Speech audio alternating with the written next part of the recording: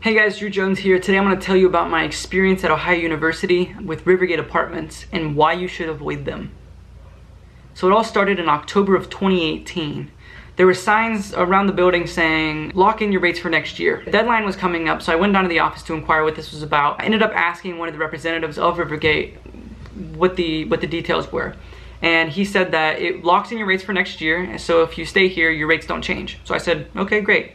I asked him a follow-up question before I signed the document saying, so if I don't want to live here, am I obligated to do so? He responded, no. Word of advice, don't take someone's word for something because their word doesn't mean anything. It's all what's on paper.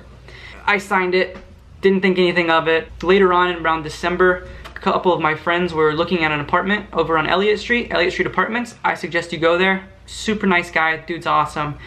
He was working with me throughout the process because I planned on moving there if I could get someone to take my lease at Rivergate. More later on with that.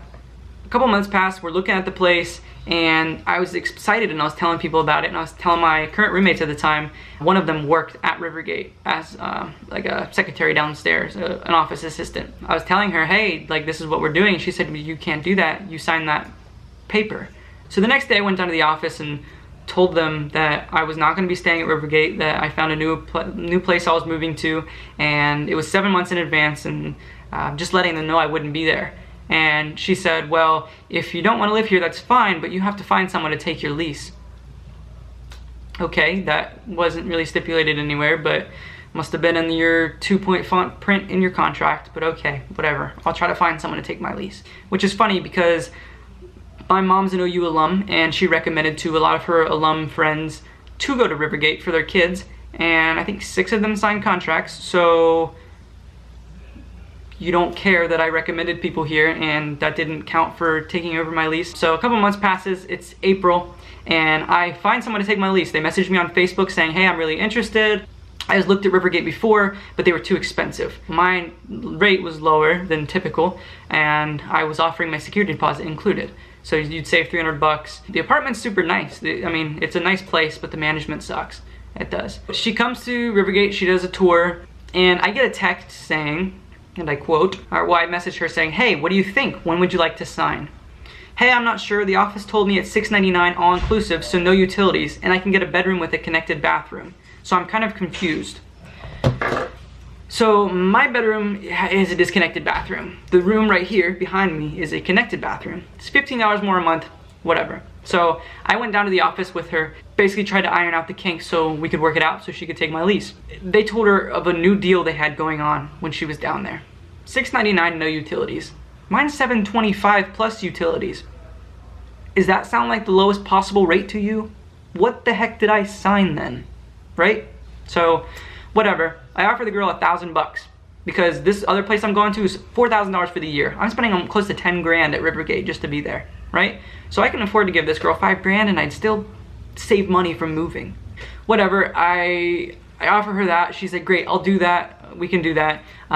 We went down to the office together. I told them I wanted to transfer my room to that room over there because the girl wanted a connected bathroom. They said, okay, we can do that. Or if you want that room, I said, yes, I do want that room. And then I was going to transfer it over to the girl. Well, they go on a tour of the building. I step out of the office and I sit down in like the main lobby area, and I'm waiting for them to come back. And they get back and the 2 managers are in the office just kind of talking together very quietly behind the door, like kind of out of eyesight.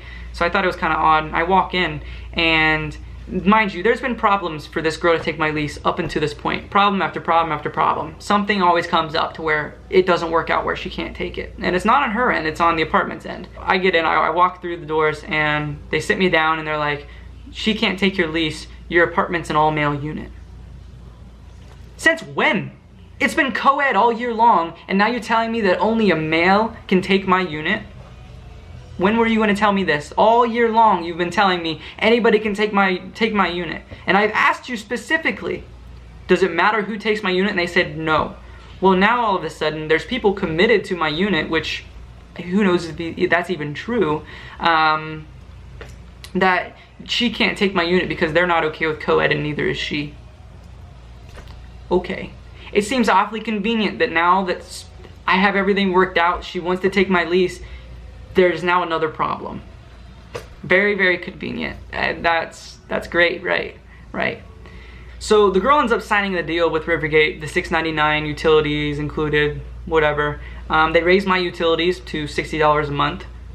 Previously, my most I ever spent in the winter was like $50. Usually it was like $25 to $30. So even though they lowered my rent from $7.25 to $6.99, it still increased by $30 in utilities. So she told me, the manager, my parents included, we were all together in the lobby, that she'd give me a parking pass to make up for the whole locked in lowest rate fiasco. Like, it's not right. It really isn't. So the parking pass was for $350. So I was like, okay, fine. Like, I'm not winning this. Obviously you guys are gonna loophole every single thing that I possibly do. So I stay here and I'm stuck here and you get your 10 grand out of me because I'm just another contract. So I'll take what I can get because legal action against you is probably close to impossible because of how big your corporation is. You probably have some pretty good lawyers. The legal fees would probably be worth more than the apartment in the lease, you know? So I didn't want to go that route. So I go down today to go retrieve my parking pass, and she informs me, the manager informs me that she has no recollection of promising me a parking pass because it wasn't on paper. Right? And I said, well, we talked about it in the lobby right here. You said that to make up for everything that happened, you give me a parking pass. She said, well, I may have said that, but unless I wrote it down, I can't honor that, and it's not on the contract that you signed. Okay. Well, hear me. I have been pushed around, walked over by Rivergate Apartments for too long. And that's why I'm going public with this story. So people know the slimy, underhanded, manipulative attitude of Rivergate Apartments and their staff. Do not come here. You will be walked over, you will be trampled, and you will be pushed around like a student. They don't care about you. You're just another contract, you're just another $10,000 in their pocket. They could care less about what happens to you. So do not come to Rivergate Apartments, and take my word of advice. Stay clear. Go over to Elliott Street. The dude's awesome. That's really all I have, and yeah, I'm stuck here. So if you guys want to voice your opinion online about what you think about this, feel free to. I'm not advocating that. It's not on me if you do, but just know my story is true, and what happened to me was wrong. Thank you.